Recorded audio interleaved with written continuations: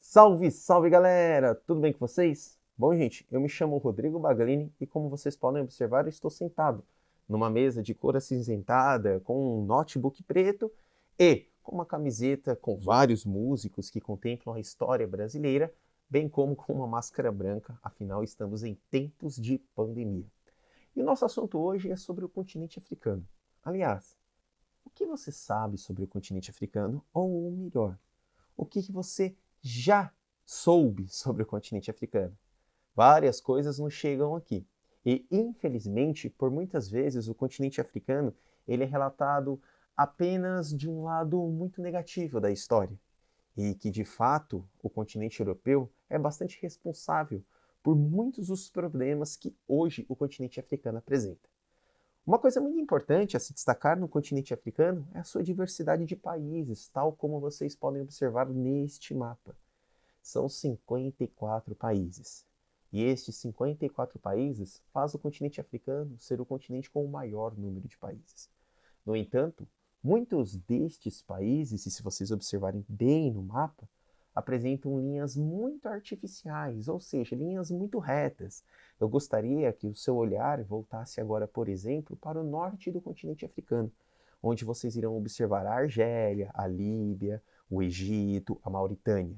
E eu quero mesmo que vocês olhem que as linhas são retas. Parece que as pessoas colocaram o mapa do continente africano sobre uma mesa e traçaram numa régua.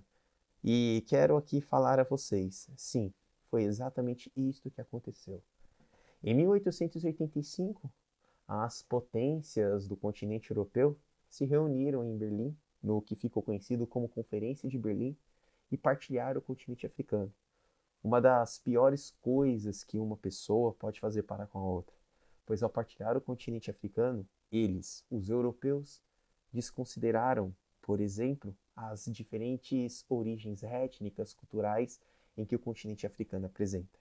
E acabaram colocando dentro do mesmo espaço territorial etnias diferentes e que historicamente eram rivais. E quem fez isso foi o continente europeu. Como resultado básico disso tudo, acabamos tendo inúmeras, tal como continuam a acontecer, guerras civis pela posse do território, pelo poder.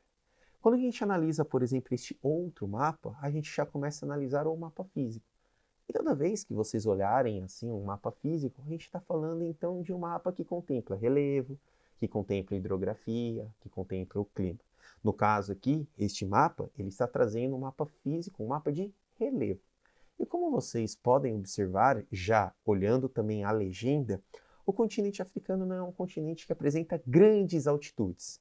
Olha só, quando eu falo não apresenta grandes altitudes, eu não estou falando que ele não tem espaços com grandes altitudes, mas em linhas gerais, o continente africano ele é basicamente um continente constituído de planaltos, uma vez que ele é um continente já bastante antigo, e por ele ser antigo, já foi muito erodido pelo tempo, o que acaba trazendo a ele um terreno um pouco menor. E aí, lembra das altitudes? Eu adoro esta imagem porque ela está representando o Monte Kilimanjaro, na Tanzânia. O Monte Kilimanjaro, ele é um espaço com 5.895 metros de altitude, ou seja, mais de 5 quilômetros, e apresenta neves eternas em seu topo. E o curioso é que ele apresenta neves eternas em seu topo num espaço de savana, num espaço de clima tropical. Aí você deve estar pensando, ora, por que você tem neve num espaço de clima tropical? Olha que perfeita esta imagem. Exatamente porque a altitude ela interfere diretamente na formação climática desse espaço. E espaços mais altos, com elevada altitude, tal como você já viu no sexto ano, no sétimo ano, ou também está vendo aqui, apresenta climas inferiores em relação a espaços de baixas altitudes. O Monte Kilimanjaro, ele também faz parte das relações de fraturas tectônicas que nós temos no continente africano. E claro, quando a gente fala em continente africano, não tem como não falar no deserto do Saara.